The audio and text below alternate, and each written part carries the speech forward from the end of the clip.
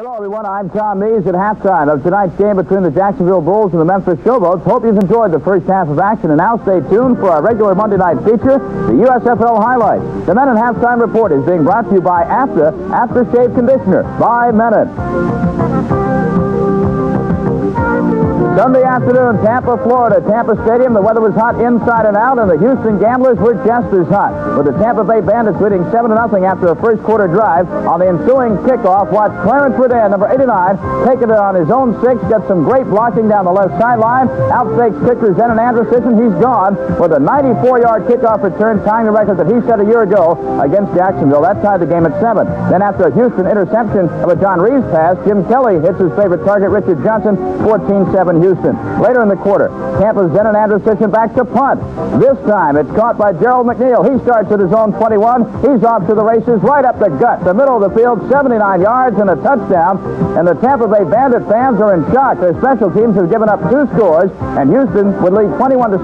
They took a 31-14 lead at halftime, but this is the play that broke the back of a Tampa Bay Bandit rally as Houston scores again. Jim Kelly hitting the streaking Gerald McNeil, turns on the speed, 59 yards and a touchdown. Tampa Bay coach Steve Spurrier has nothing to do but beat his head against the ground. He cannot figure out a way to stop the Houston Gamblers in the run-and-shoot offense. Then last Friday night, live on ESPN Orlando Stadium, a good crowd for the opening home game of the Orlando Renegades. Over 32,000 to see Doug Flutie and the New Jersey Generals. Flutie's second game as a pro. First quarter, 3rd and 2. Flutie takes off, picks up the first down and more, and very smartly heads for the sideline before he can be hit. Then on the same drive from the Orlando Renegade 9, Flutie lofting one into the end zone. Touchdown to Clarence Collins, 7-0 New Jersey. Late in the first half, after another TD toss to Collins, Doug Flutie at his best, ad-libbing on offense, rolls left, hits his tight end Sam Bowers, touchdown. The Generals led 21-0 at halftime. Third quarter, the score 21-3. Doug Flutie this time rolling right. Collins is wide open, 47-yard TD pass. Doug Flutie had 4 touchdown passes against Orlando in a General victory. Great. I tell you, we came out, we were a little bit more aggressive, had some opportunities for some big plays. We didn't hit on all of them, but we hit on enough to just make a difference, and I tell you, an extra week of confidence really helped. It sure did help. The Generals pound the Orlando Renegades 28-10. Meanwhile, the Los Angeles Express and the Portland Breakers bring pro football back to Portland last Saturday night on ESPN. In the second quarter, 3-0 LA, but Portland's Doug Woodward to Frank Lockett on a flea flicker. Tim Mazzetti's 100th consecutive PAT made it 7-3 in favor of the hometown Breakers.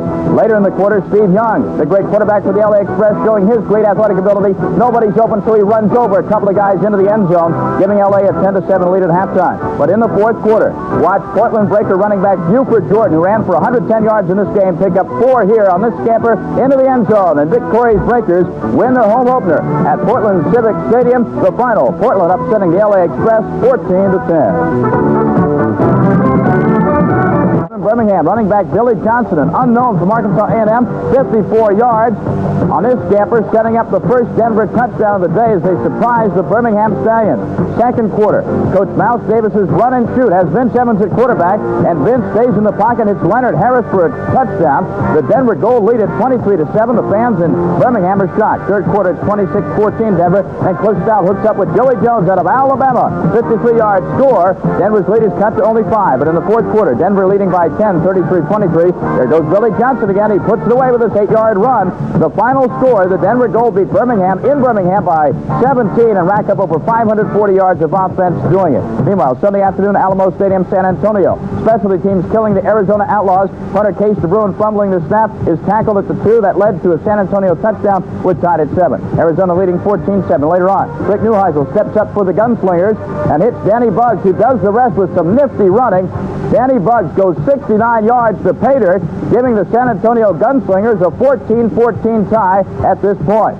Late in the fourth quarter now, Arizona on offense. Quarterback Doug Williams back to pass in the end zone, but he is tackled for his safety. They ruled in the grass, and the hero for the Gunslingers of San Antonio was Jeff Chaffin, who came up with the safety tackle on Doug Williams. The Gunslingers even their record with a win against the Outlaws. Then Sunday afternoon in Oakland, Jim Moore, the head coach of the defending champion Stars, looking on and looking for an offense. Second quarter, Stars take a 14-0 lead.